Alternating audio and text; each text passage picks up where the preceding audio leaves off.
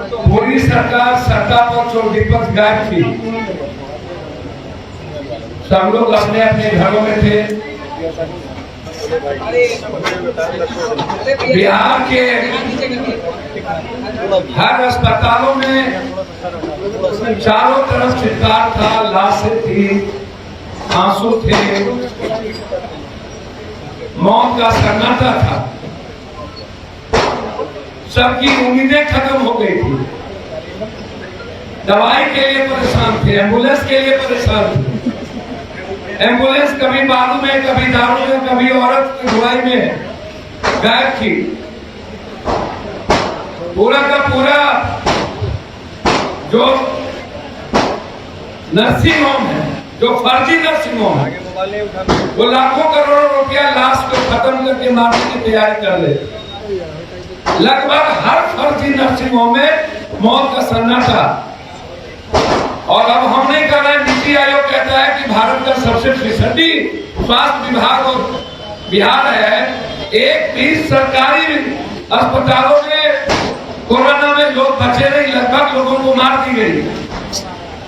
Oxygen नहीं था कहीं, कंप्लीट कोलैप्स कर दिया था।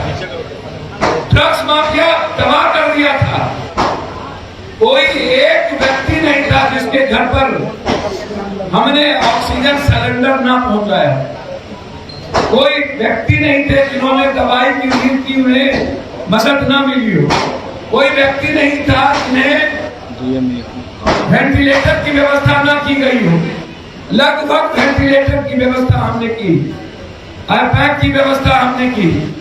उसके बाद अचानक 11 तारीख को 4 मंत्री, एक स्वास्थ्य विभाग का, 3 अन्य मंत्री जिनका नाम लेना जरूरी नहीं है, एक एमपी, लगातार सरकार पर और 2 पदाधिकारी, 6 आदमी 1 महीने से लगा हुआ था कि पप्पू यादव सरकार की आलोचना कर रहे हैं, सरकार को नंगा किया जा रहा है। जबकि मैं सरकार को नंगा नहीं कर रहा था, सरकार को उनकी कमजोरी और उनकी कमियों को मैं दिखा रहा था कि आप बिहार की जनता को बचाएं।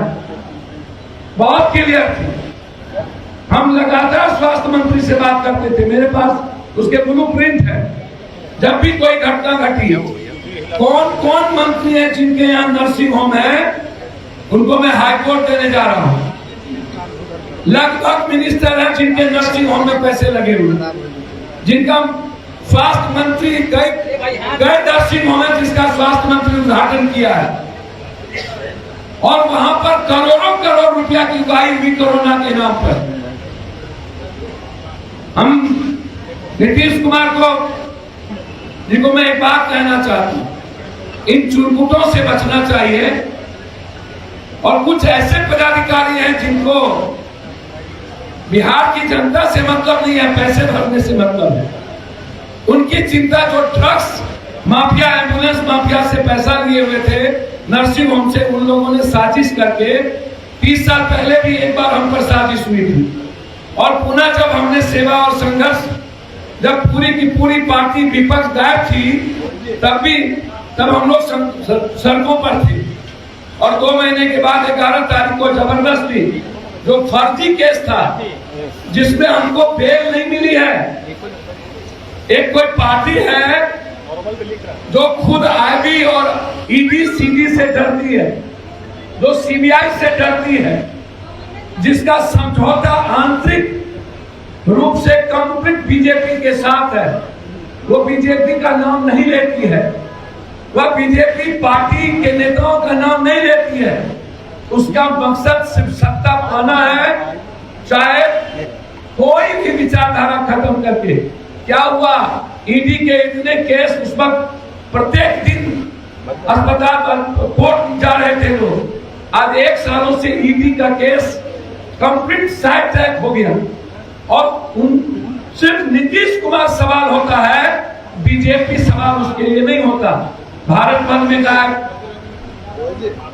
कोरोना में गायब, महंगाई में गायब, एनआरसी में गायब, किसी भी मुद्दे पर वो